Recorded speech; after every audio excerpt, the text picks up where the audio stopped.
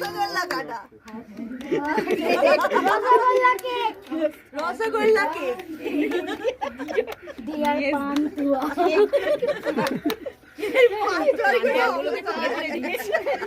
না এটা নতুন ডিজাইনের কেক